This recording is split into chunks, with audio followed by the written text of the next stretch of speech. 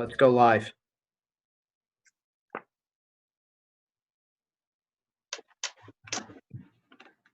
Good evening, everybody. My name is Tom Giard, Superintendent of Schools here in Waterford, and with me tonight is Craig Powers, our Assistant Superintendent. This is the second parent webinar that we've had, and there certainly has been great feedback about last week's and plenty of questions for this week. So the format for tonight is really responding to more of your questions, whether that's questions that came in since the last webinar throughout the week, and many of you sent questions in this morning. Feel free to send us questions during the webinar. You can send those in live to the reopening email address on the screen that you're all familiar with. We're happy, if time permitting, getting to as many of those as we can. Really want to compliment you on keeping the lines of communication open. You continue to engage not only with Craig and myself, but our entire team. We've had well over 1,000 parent contacts over the last couple of weeks, whether that's emails, phone calls. There's been a couple of parents who've stopped in and whatnot, but it's allowing us a chance to hear your ideas, input, questions, and concerns. I encourage you to continue to use the reopening at Waterford Schools email address. That's proving to be probably the most effective and fastest way to get back to you with your questions. They actually come into my office, and if I can answer it, I do. And if not, it gets farmed out to whether it's a principal, Mr. Powers. We've had some facilities-related questions, so we get those to the appropriate people. We're going to keep Thursday as our district communication day. That's been pretty regularly here the last couple of weeks. So you can expect another district communication tomorrow as we keep that same method and frequency of communication. One shift you'll see as we head into next week is really entering a new phase. We've released a district plan, multiple versions. We've decided on a reopening model of the phase-in approach. It's really now about those school-specific plans. So you're going to see a definite shift to more school-specific communication from your child's building administrators as we enter this new phase here with about 19 or 20 days to go as we reopen. I really want to reemphasize our reopening webpage, which you can find right from our district main page. There is a lot of material on there. Obviously, our district plan. Every announcement that we email out to families is archived under district announcements. Any state plans and documents that we get that are relevant to parents and families in the community, we archive. There's all the reopening schools resources. For example, later this week, we're going to be posting examples of all the signage that we're going to be hanging up in schools. That's something that parents asked for. So you'll be able to reinforce that at home. Our webinars, obviously, all of our FAQ documents, and district forms. So far, we have 2 forms. We've asked you to fill out a transportation form. We're looking for that from every family. And the other form would be the distance learning opt-in form. So those will remain active throughout, and as things transpire here over the course of the fall, it's likely that we'll add more forms to that section. But that is definitely a clearinghouse of information. I wanted to address the most common question that I'm getting over the last week or so since the Board of Ed voted last Wednesday to adopt a phase into full learning. So I want to reiterate not only my commitment and the board's commitment, but everybody's commitment to full on-campus learning by the middle of October. We're going to reassess that and make sure the health data in the community still supports that on or about October 5th. That is the date the board looked at.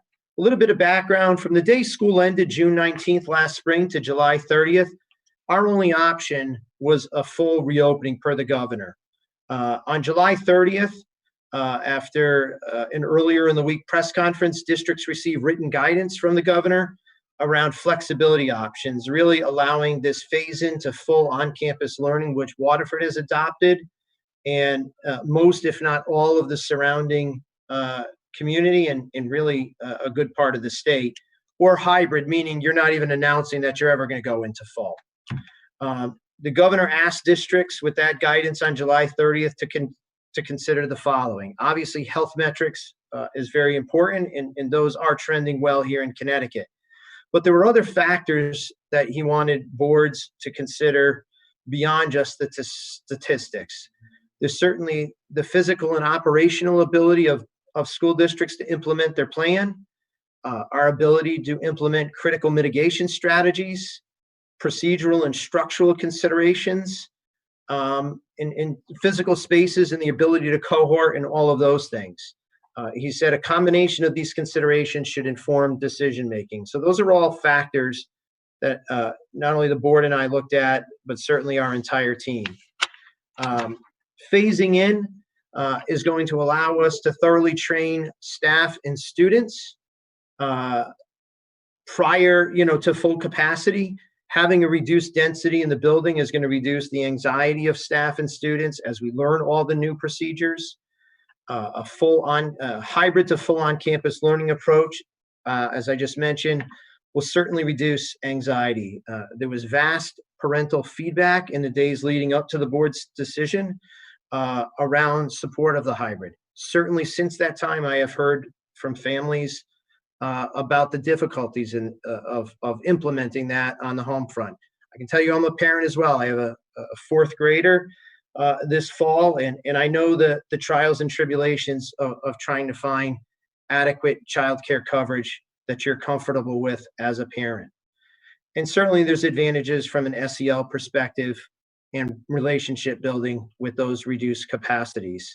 There's obviously the advantage of a thorough cleaning between cohorts on Wednesday. So several of you asked for some background on that, which has been in various parent communications, but I did want to address that up front this evening. We've received a number of questions over the last week since the last webinar and even before around teaching and learning. And I'm going to ask Mr. Powers to run through some of these. Sure. So we talked about cohorts.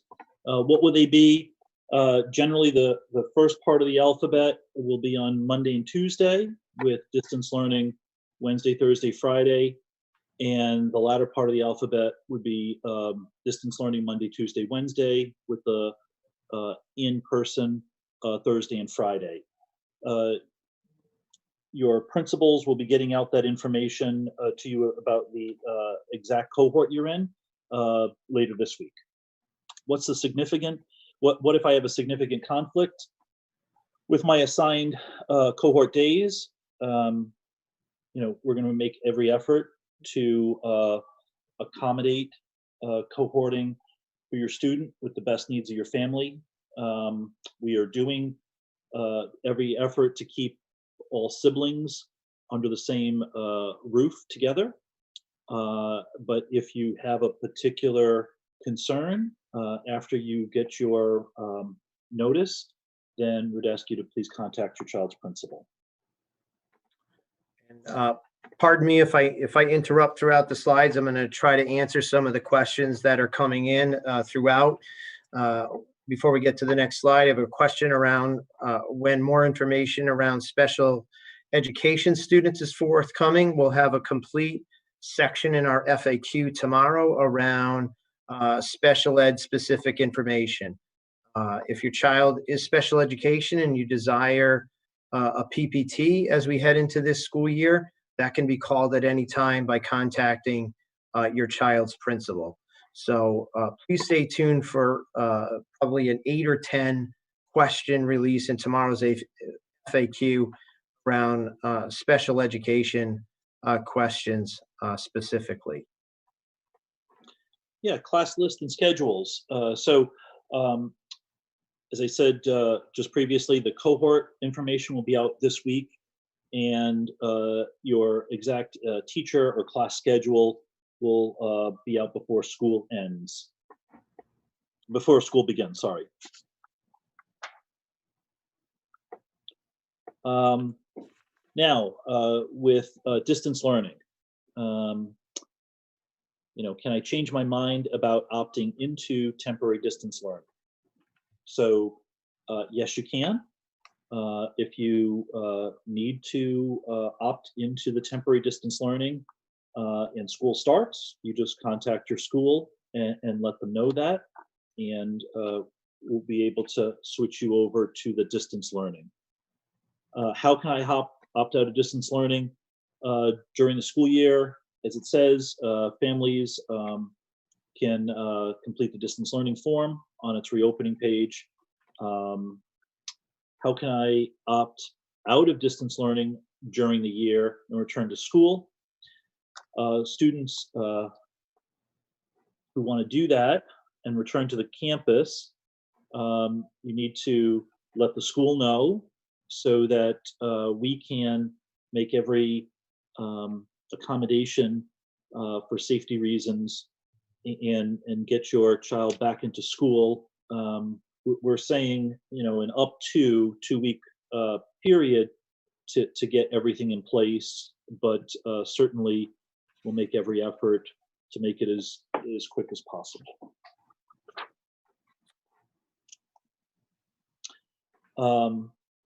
For families that decide on distance learning in the class, is the classroom going to be live streamed to them? So ideally, we wanted to do a live video stream for every classroom, and as robust as a network that we have, that was not possible to have 240 cameras doing streaming video and audio at the same time. So students will log on to Zoom. They will see the interactive whiteboard, and they will be able to listen into the class discussion as well as what the teacher is presenting. If a teacher needs to show something in the classroom for a brief period of time, then they can turn on the video portion of the camera. And otherwise, your child can ask questions through the raise your hand feature of Zoom, and the teacher will get to them as they can. What if parents don't want their child video during live stream? So in our plan, we have a designated teaching area, and that's really only the teacher will be up front. This would allow the teacher to be able to teach with their mask down. If there's more than 6 feet or 6 feet between the teacher and the first student, we would only be having the video in that area so that children wouldn't be videoed during live stream. Greg, I have a question coming in that perhaps you could address, and it would apply to distance learning kids as well as late in the week cohort kids. So for example, the Thursday, Friday cohort. So how is the teacher, or when will the teacher make contact with those students and perhaps provide some direction on how they should log in on Monday, August 31st, the first day of school?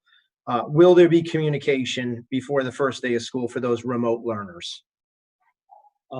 Yes, we're going to be having 4 pre-service days ahead of time, and part of it is to build a successful first unit, and obviously part of that would be for the teachers to communicate to their class about the upcoming year, especially for the students who may not start in person that first couple of days.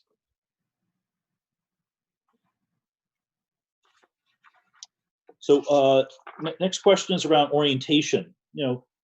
Typically we like to have children new to the school get a full orientation. This year we're going to be doing things a little differently. We're having pre-K and K be arranged by their principal in very small groups to see the classroom and where to enter the school and all the important parts of the school, as in the past, but as I said, in smaller groups at a time. so we can properly socially distance. There'll be principals will be asking for there to only be one parent escorting the child. For grades 6 and 9, we're going to be doing a virtual orientation, and then we'll be doing kind of a much more robust first day orientation for all, because there'll be new rules and procedures for all students to really understand incoming to the school or students who have been there. Related to this topic of in-person school events with parents in public and whatnot, I had a question come in around, can we expect parent meetings and parents events in schools like years past? The answer to that really is very unlikely for a variety of reasons. Firstly, we have a number of executive orders here in Connecticut still in place around crowd size and indoor spaces, and secondly, the state plan, which lays out the requirements and guidance for districts, asks us to really, if not eliminate, drastically reduce large gatherings in buildings.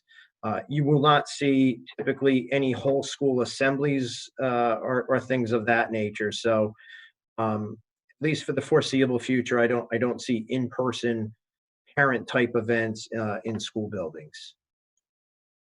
So we head to the next question. Are distance learning students part of any class? So, many school districts have done this differently.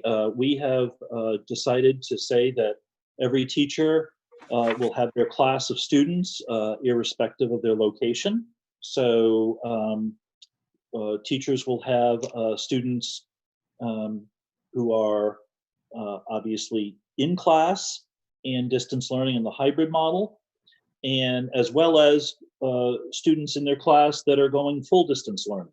And the way that we've organized the audio stream and the Google Classroom, or Seesaw for the primary grades, and the use of Zoom, they'll be part of the same teacher and the same classes as everyone. And this would alleviate any transition problems from a parent that may want to elect from a hybrid to a distance learning. Your child's not going to have a different teacher or be switched into different classes, or the reverse, if a parent had elected for distance learning and then wants to rejoin in the hybrid or whatever other model that we will be in during the school year. We had some questions around social and emotional well-being of students come in, specifically around what is going to be done to address the needs of those who their parents maybe opted them for full-time distance learning or hybrid, and the anxiety around not being with their friends in school, as well as students who show up to school. What are we going to put in place? So we currently have staff developing a variety of SEL lessons and activities for the start of the year. We know students will not have been in the school building for over 5 months, and some of them even longer than that, certainly if they opt for distance learning.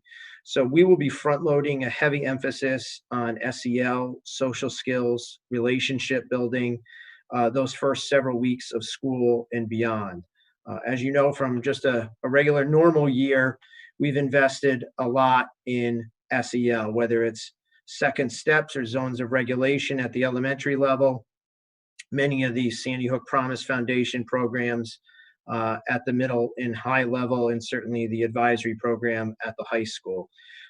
Beginning units of instruction, we're not going to whack kids over the head with, welcome back, let's take a test type of mentality. We're really trying to build those first units of instruction with a high degree of interest and success for all students. Our mental health staff are prepared and are ready to employ a variety of approaches with students, whether they're in school or out of school. And we are also building a resource page of external resources for parents to access should your child's needs exceed beyond what a school can offer. As far as students maybe who are out of school and what they might be feeling, one of the mere fact that we're employing uh, a largely synchronous model is they are going to be connected to their teacher and classmates on any given day. And at least to start the year, all students will be spending some time at home learning. So while social isolation has been a sizable problem throughout the spring and summer, we feel that a synchronous model is going to really help reconnect kids to their teachers and classmates in a meaningful way.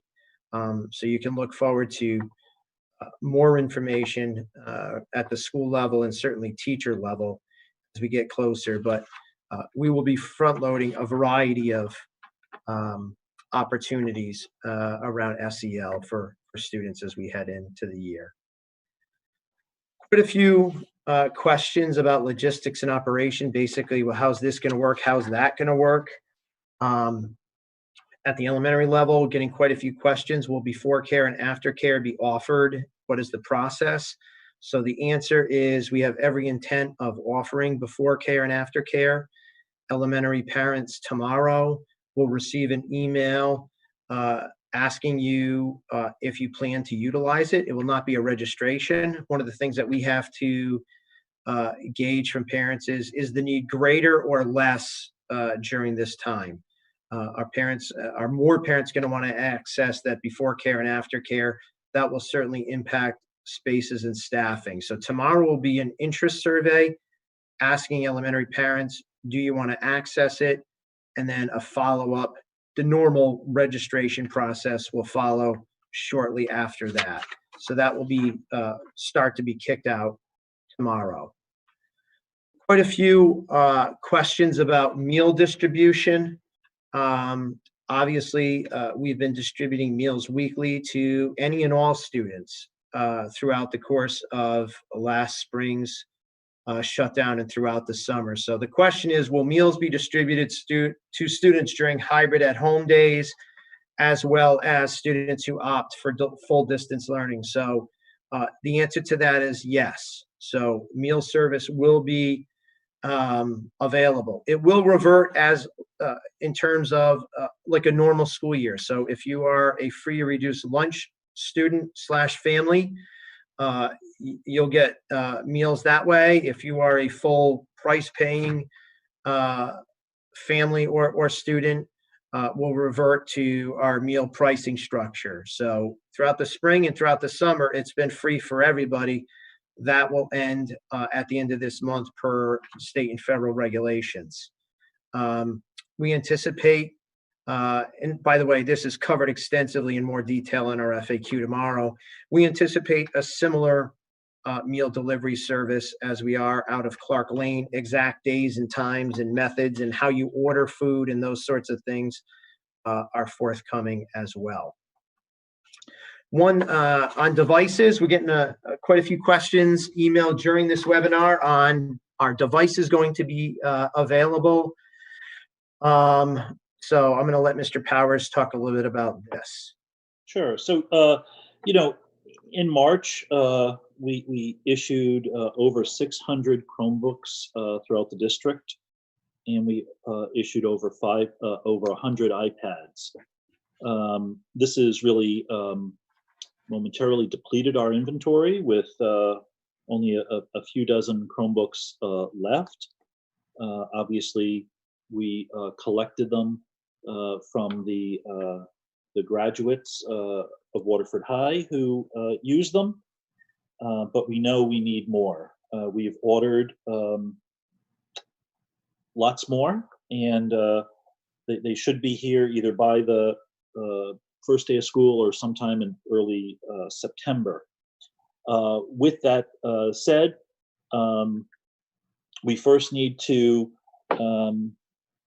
ensure that children doing new children to us that haven't been issued a device and needs one gets one, and then we encourage children to use our BYOD or bring your own device policy by if you want to bring a mobile device to school, that's certainly up to you for that time. So will they be available for checkout this year? The answer is yes. Is there other questions on this slide, or? No, that So was it, Mr. Powers. I do have one that came in via email just now. Is it a necessity that students have a printer at home? Similar to last spring, there's certainly not a necessity. We've invested in pieces of software for students to use, such as Cami, which allows students to write on PDFs, for example, right on their screen. But I'll let Mr. Powers talk a little bit about printers, as well as any special materials kids might need in distance learning or hybrid. Sure. For we're going to again use Google Classroom or Seesaw as the device, as Mr. Yard said. With Cami, you're kind of able to write on PDFs so that you kind of do the work electronically, and then submit it to the teacher via those learning management systems. We realize that we have never been a one-to-one device to student ratio in our district. So when students are in school, there's going to be obviously students working on some paper because we don't have enough devices to go around. When students are in the hybrid mode, learning distance learning or full distance learning, they should be able to submit the work to school. And as I said, they should be able to write on the documents on the Google Classroom or the Seesaw device and get that information back to the teacher. Or the teacher could fill out a different way as far as a form to complete the information needed. Great. Thank you, Mr. Powers. And I think you kick us off on health and safety. Yeah, so hallways and stairwells. This is another area where, education to all is going to have to be done. So what's the plan for hallways and stairwells to minimize contact? We have toured all schools, met with each principal, talked about is this a one-way hallway or one-way stairwell? If that was feasible within the footprint of the school, then that would be done, and there is proper signage that's being made and will be installed before even teachers arrive to that end.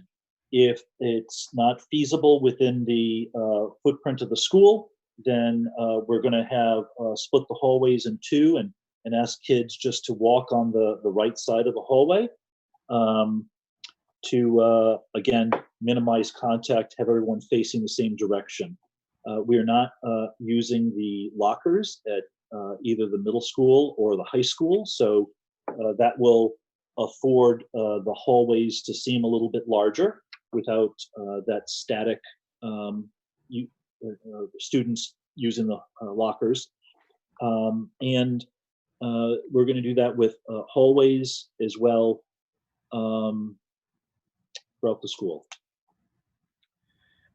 On a very literal sense, Mr. Powers, one of the questions we've received in recent days is, I see pictures on the news of 500 kids in the hallways at once.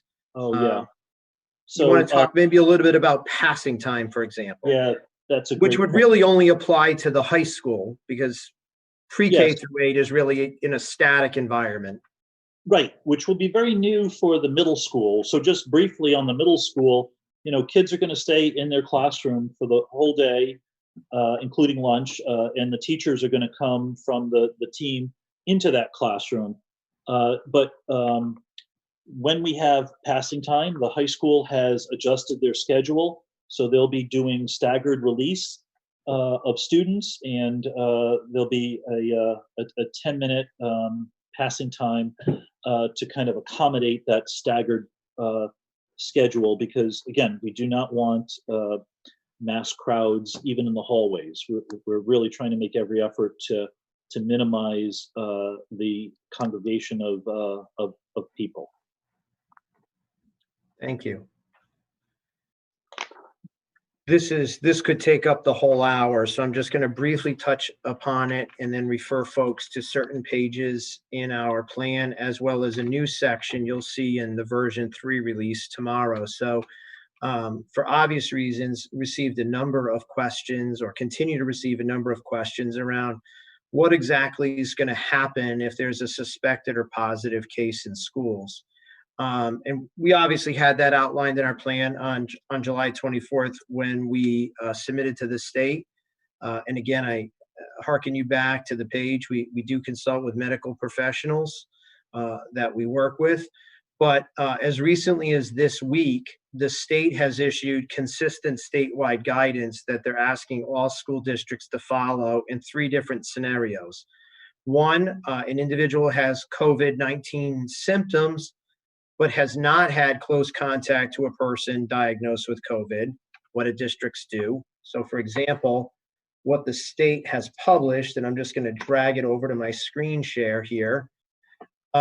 We actually now, and this is going to be in the plan that you see released tomorrow, what exactly, if this is at home, if it's at school, and it's a staff or students, what's the testing result, and then what's the isolation or quarantine procedure. So we are grateful. And then the second scenario would be individual has COVID symptoms and has had close contact with a person with COVID. What's the protocol? And then the last scenario is the individual does not have symptoms, has had close contact with somebody who's been diagnosed with COVID. So we are grateful to the state for releasing some consistent statewide guidance around that. So while that has been covered in our plan on pages 29 and 30, it closely mirrors that.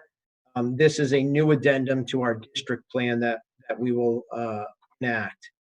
I had a question emailed in during this webinar.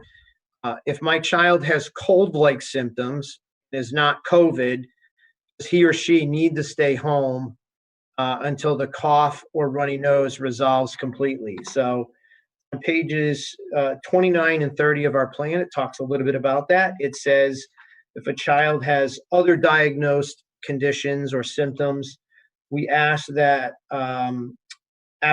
in order to return to school after the first 24 hours of various antibiotic treatments, and that we be provided with a provider's note with or without restriction, meaning is there any particular restrictions around the child or staff member, because this plan applies to staff as well. All students and staff returning to campus will be asked to immediately report to the school nurse for a health screening before returning to work or classes. So obviously people are going to be obviously concerned about that. We'll be working closely with Ledgelight on these procedures. And there's a few more questions coming up that get at some of these health and safety matters. We're certainly getting a number of questions around, are we putting plexiglass in anywhere? Yes, we are. We actually started purchasing plexiglass in the late spring and have continued over the summer. We will and are and have, but it'll be ready before the first day, installed in all main offices where staff might be interacting with visitors. We're installing it in the classrooms around either the teacher desk or an area where a teacher may be working in close proximity with the children. And we'll be looking in some of the classes as well to make sure that there's either enough distance or having plexiglass around for safety. So we've done, as I said, almost a room by room audit, and that is in process. Yeah, the plan for specials. So, we're following the state's guide. It's likely that specials will be limited this year. Students may not have the same frequency throughout the year. We're thinking of having specials, special teacher work with certain grades at a time at the elementary level for a certain number of weeks, and then switch to other grades. So there might be a different arrangement that way. So for example, typically your child might have, specials of music and art and whatnot. So it might be your child gets art for a third of the year as a special, and then they get music, as opposed to getting the typical variety of everything throughout the course of the year. Yeah, and the reason for that is, again, we're trying to cohort, if you will, the teachers that have to see all the grades. We are obviously going to have specials pre-K to 8 in the classroom, with the exception of PE. PE will be offered outside when at all possible, and again, would be having that in the classroom or in a bigger space to afford us the effective social distancing. Mr. Powers, not directly related to specials, but it does have to do with kids in classrooms and staff. So I have a question that came in just now. I'm wondering how science will be delivered, particularly at the middle school level, where kids are in a static room all day. How are they going to do things that they would normally do, such as experiments in labs? Because we won't be switching even for science. So do you want to talk about that? Yeah, a lot of the part of the pre-service days with teachers is going to be around how do we adjust the curriculum for health and safety needs. And so, all teachers are going to have to think about what's the individual kit or materials that a student can use by themselves. So oftentimes with science, we have a group of kids working on one science project together that may have to be modified so that the science teacher is bringing in their materials to the room, and having students work either by themselves or if they are using a shared piece of material like a microscope, they would be in gloves so that we're avoiding that contact of material from student to student.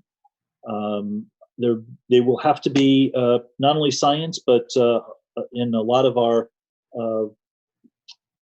subjects, think about art as well, some modifications to the curriculum for this time period, but still meeting our standards. While we're on the middle school, Mr. Powers, could you just talk a little bit about how different math at particularly 7th and 8th grade would work? We obviously Yeah. have. So, I will compliment not only our middle school administrators, but they really have brought in the math teachers to work on this. And what we've decided is that we'll be having two math teachers in the room at the same time, able to deliver different math curriculum needs, especially in 7th and 8th, where the content really deviates into different tracks, so that we can, again, keep students in an effective cohort, but still allow them to continue to learn at their pace in mathematics. Thank you for answering those on the fly. Still getting a number of questions, and for obvious reasons, around what's the isolation protocol, who's going to be trained, who's going to staff the isolation rooms. So I'm certainly not going to read it, but I'm just going to drag over our plan.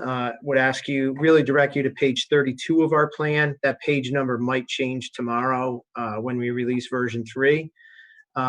See if I can make this a bit bigger. And again, I'm not going to read every piece of this, but the state requires, and of course will comply, every school in Connecticut must have a designated isolation room with access to an isolation bathroom for students who are exhibiting COVID symptoms. So they would go right to the isolation room, not the nurse's office. The nurse's office will remain the center for non-COVID care. A VNA staff member, Visiting Nurses Association staff member, who we work with to staff our health needs here in Waterford, would staff that isolation room. And basically, at that point, if it's a student, we contact the parent and try to get them picked up as soon as possible. And then we really go into our protocol, which I just talked about a minute ago, that it's in our plan, and now the state has released some further guidance of how do we respond to that student who's exhibiting COVID symptoms. What's the process from there? We would immediately engage Ledge Light Health District in that. There would be a contact tracing process that would begin. Again, Ledge Light would lead that. Certainly we would be cooperating with them, but we immediately flip into that protocol. A common question I'm getting is, how are folks informed that there's been a COVID case? Who gets informed? How wide does that net get cast? And that will be really a result of contact tracing and whatnot. We will take our lead, and Ledge Light may actually lead that communication protocol. Every particular case that's diagnosed gets reported to Ledge Light, and those statistics are kept on not only a town but a countywide basis as well. But that is outlined in our plan on pages 32, and other citations would include pages 28, 35, and 41. The next question I really just touched upon. People ask, will we be contact tracing? It won't be us. That will be a function of Ledge Light. Obviously, our job is to coordinate with them to the maximum extent possible so they can do their job on that. Clean questions. Thank you for the feedback. We beefed up our plan release tomorrow. You will see, it actually might have gone out in version 2. It becomes a little bit of a blur, but there was definitely some clarification that we wanted to provide in our plan and enhance. That's been added to our reopening plan on page 36, exactly what our cleaning protocols are. The disinfection and cleaning procedures will be initiated following the student release in compliance with CDC. So that means once school ends, certainly every room will be thoroughly cleaned according to those guidelines. With that said, during the school day, all staff in each room will be provided with adequate supplies, including disinfectant wipes to support the cleaning and disinfection practices to really hit those commonly used surfaces, chair backs, doorknobs, things of that nature. Beyond that, during the school day, there's daily sanitization of things such as handrails, sink handles, door handles. We would call those high-touch surfaces. And then obviously, as I mentioned earlier, that regular evening daily cleaning. While we're in phase-in in the early fall, until we return full in person, Wednesdays will be a deep clean day and allow us to really thoroughly clean between cohorts. But that section has been enhanced in our plan due to your feedback. So thank you. Around that, some questions around bathrooms. Those are required by the state to be cleaned and disinfected twice per day in times of full building occupancy. So that will be, basically every day, because we're also going to do a thorough cleaning on Wednesdays. And there's DPH guidelines on that, which we'll be utilizing. And again, you can find much more information on pages 40 and 41, but those are cleaned throughout the day. Yeah, so will disinfecting products be given to teachers? Yes, all staff will have adequate supplies, whether they be including sanitation wipes to support, cleaning of commonly used surfaces like desks and keyboards before others use them. We're also planning, as I mentioned before, to put materials in individual kits, and to have glove use when students are using common equipment. And then we would, again, have the high-touch surfaces cleaned throughout the day.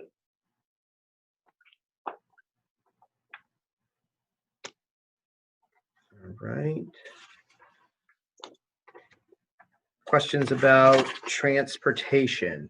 What if I change my mind about transportation during the year? So we've asked every family to fill out their transportation preference form last week. If you haven't done that, we really encourage you to do that, because that's going to allow us to adequately plan not only how many buses we need and things of that nature, but also drop off and pickup procedure. But the question is, what if I change my mind? So if, let's say you indicated to us this week on the form that you are not going to use transportation to start the year, and come November, things in your life change. How do you do that? You can opt back into transportation like any other year, and we have that form on our website. So again, we ask for a little lead time for health and safety procedures to allow us to accommodate that request, but you can opt in and out of transportation throughout the year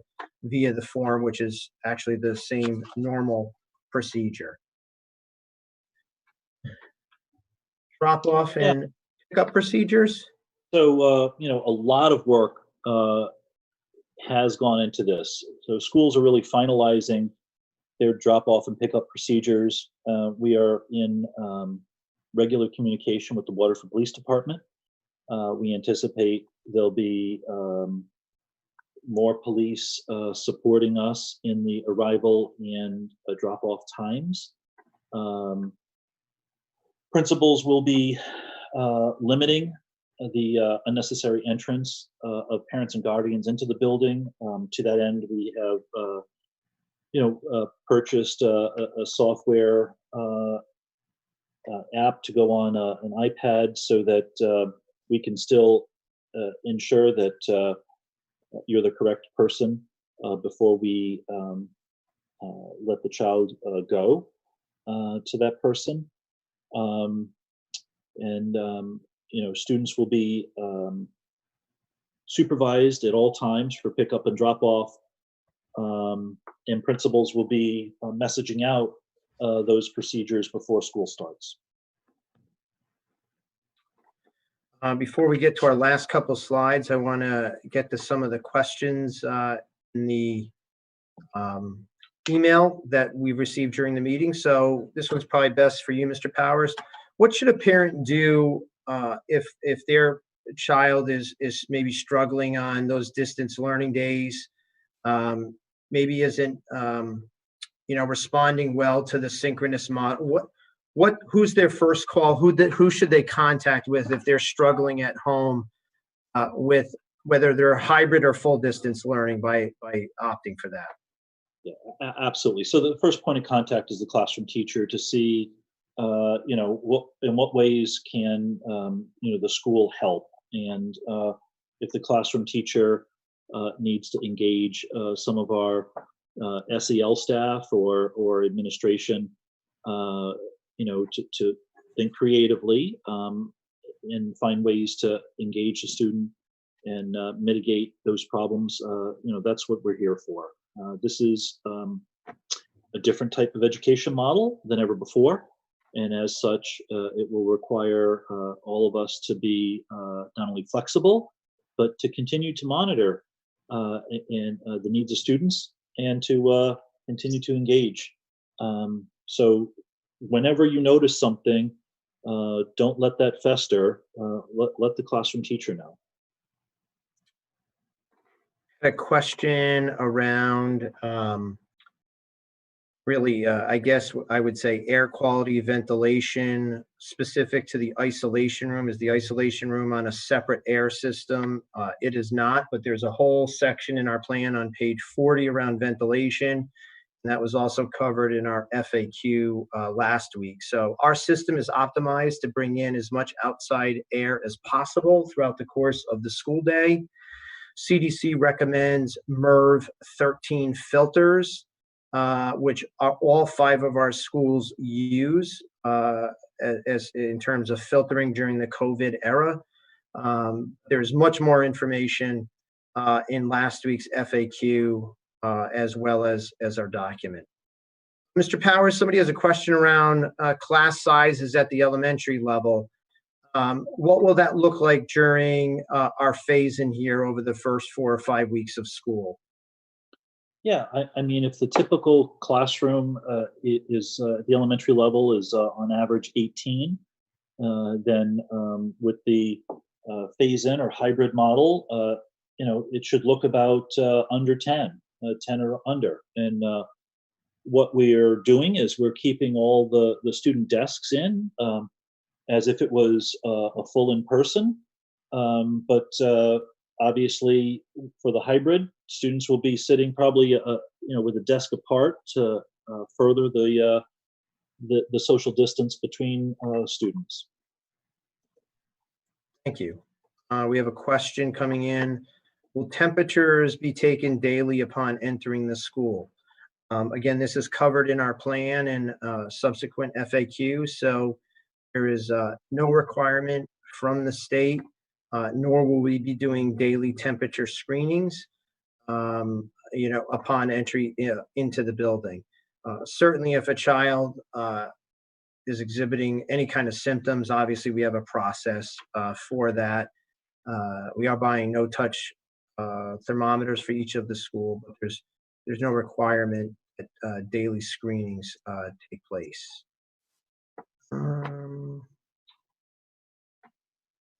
Let's see. If a child is sent home with symptoms, will siblings in other classes or even other district schools also be potentially sent home? So again, we'll really take Ledge-Lite Health District's lead on that once they dive into the situation. In our plan, we outline the process for either a short quarantine of 2 to 5 days, whether that be a classroom, a cohort, a grade level, or an entire school or district. Those types of decisions will be made in conjunction with Ledge-Lite, DPH, and Connecticut State Department of Education. Question around cleaning. Will at the high school level, seeing as kids are switching classes, will desks and chairs be cleaned between each class period? So, Mr. Powers, do you want to briefly talk about how passing time is being lengthened at the high school? Short answer is he's going to elaborate on this. There are cleaning supply, disinfectant wipes in every single classroom, and unfortunately, we can't dictate students clean those, but staff will have access to disinfectant wipes. But maybe touch upon.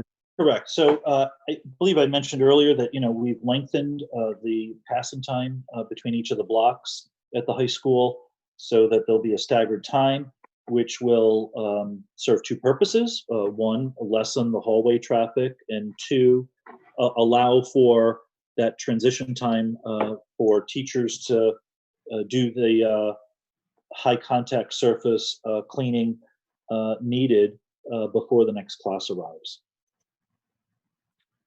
And while we're on cleaning, a great question that I was negligent in answering. A question was, you mentioned deep cleaning on Wednesdays, but what about the weekends before the Monday, Tuesday cohort comes back? Absolutely. So we employ a Wednesday through Sunday cleaning crew under normal conditions. So certainly that same thorough cleaning on Wednesdays will also take place between Friday and Monday morning when the Monday, Tuesday cohort comes back. So thanks for asking that question and having me clarify that. Touch upon a couple things. We'll see if any last questions here come in the last 5 minutes. But as I mentioned, reopening plan version 3 releases tomorrow. I can't emphasize that this remains a working draft. The state is constantly releasing updated guidance. I think Mr. Powers and I, probably between 3 o'clock and the start of this webinar, probably have 15 or so pages of state guidance that were released just this afternoon that we'll have to digest and see if it impacts the plan. Check our reopening page often. As I mentioned, in version 3 is that protocol if there's a suspected or positive case. I spoke about that last webinar, that the state was looking for a consistent statewide protocol, and that's been released. Just some initial next steps. As I mentioned in the very beginning, you'll see a shift to school-specific information now. A lot of your questions are really diving down. What's the day going to look like for my child is a common question that we're getting. It doesn't mean you can't use the reopening email address, but we also want you to be very comfortable contacting your child's principals. Principals are going to begin to engage you on school-specific plans, whether that's email, other communications, other parent engagement opportunities, whether they offer webinars or release videos and things of that nature. And again, engaging your child's principal is so important, but the reopening email address will remain active for the entire year. Just had another question specific to the elementary level, Mr. Powers. Can you elaborate whether things like orchestra and strings and band and those things will continue? And the question is specific to the elementary level. Yeah, so we have to see about chorus. Band lessons will continue in a cohorting sense. Band ensembles or group lessons or the group band playing together will probably happen on more of a virtual sense. It was amazing how well that was able to be done this spring. Orchestra lessons the same way. So we don't want to abandon our strong music program. So our goal is to offer as much as we can. We certainly won't be bringing large groups of students together. We talked today about doing those ensembles and whole group things together, perhaps virtually on Wednesdays, and utilizing some of that time as well. Thank you. Keep the questions coming, whether it's to reopening or specifically to your schools, and look forward to our Thursday release tomorrow. Thank you, everybody, for tuning in, and spread the word that this is recorded and archived on our website. So if you have friends, other family members that want to view it, it will be on there tomorrow. Thank you very much. Have a great night.